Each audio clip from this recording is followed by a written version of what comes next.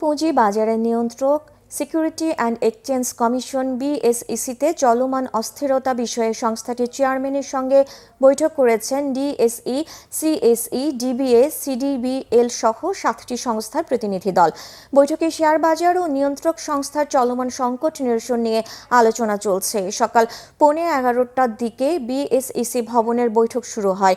এদিকে BSEC chairman Khandakar Rashed Maksud সহ কমিশনের পদত্যাগ দাবি থেকে সরে এসেছেন বিএসইসির কর্মকর্তা কর্মচারীরা। রবিবার সকাল থেকে বিএসইসির কর্মকর্তা কর্মচারীরা কাজে ফেরেন।